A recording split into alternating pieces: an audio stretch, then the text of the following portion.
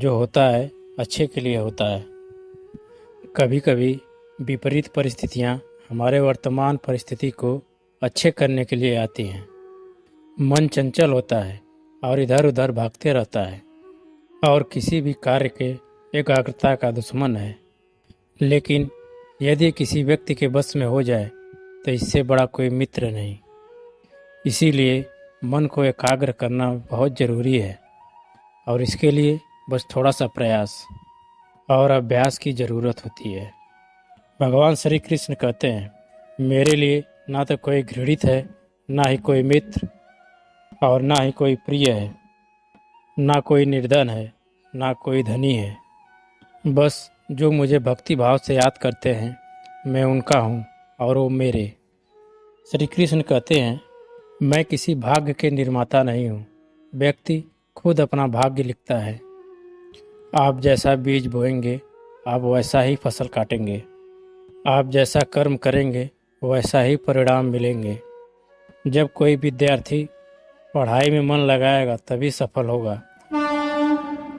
इसीलिए हर व्यक्ति का भाग्य तभी बदलेगा जब वह अच्छा कर्म करेगा, धर्म और संदेह से परे।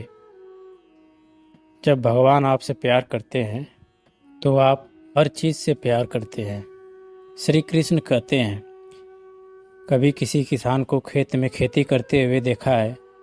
वह फसल को सींचता है, पशु पक्षियों से उसे बचाता है, खेत की फसल की रक्षा करते हैं, परंतु एक बात का विशेष ख्याल रखते हैं कि खेत में कहीं खरपतवार न उग जाएं, क्योंकि एक खरपतवार सारी फसल को नष्ट कर सकती है। ठीक उसी प्रकार किसी वंश की एक संतान अगर खोटी निकल जाती है तो वह समूचे वंश का सर्वनाश कर देती है।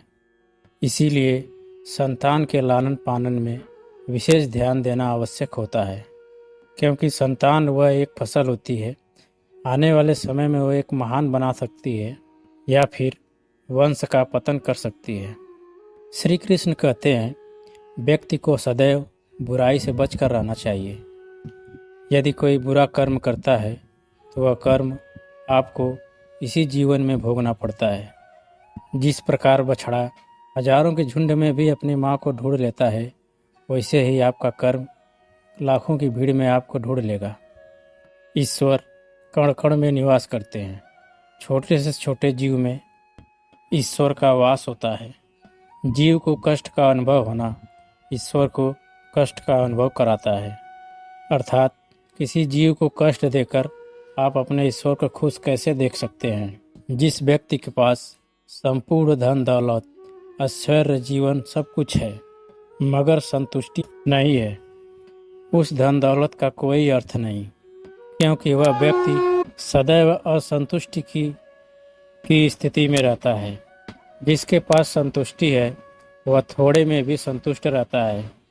जब आप कोई बुरा कार्य करते हो या अच्छा कार्य करते हो, आपको लगता है कोई देख नहीं रहा है, लेकिन आप कैसे भूल जाते हो, ईश्वर की दृष्टि सदा आप पर बनी रहती है। इसीलिए कभी ये ना समझें कि आप अकेले हैं। भगवान सदैव आपके साथ रहते हैं। कहते हैं, मन के हारे हार है और मन के जीते जीत। अर्थात जिस प्रकार सकारात्मक विचारों से सफलता मिलती है, उसी प्रकार नकारात्मक विचार असफलता की ओर मार्ग अग्रसित करते हैं। क्योंकि जैसा हम सोचते हैं वैसा ही हम बन जाते हैं और अपने विचारों से ही हमें नकारात्मक और सकारात्मक परिणाम मिलते हैं। इसीलिए अपने नकारात्मक सोच को हमेशा सकारात्मक रखें। मनुष्य एक ऐसा प्राणी है जो हमेशा कर्म करता है, इसलिए कर्म करना प्रत्येक व्यक्ति का धर्म भी है। धर्म करने वाला व्यक्ति ही कर्मवीर कहलाता है। इसीलिए कर्म करते रहना खाली बैठे रहने से बेहतर होता है। कुल्हाड़ी का अंतिम प्रहार वृक्षों को काट के गिरा देता है, परंतु क्या यह सत्य है कि कुल्हाड़ी का अंतिम प्रहार वृक्षों को काट के गिरा देता है? नहीं, आपका निरंतर प्रयास ही आपको सफल बनाता है।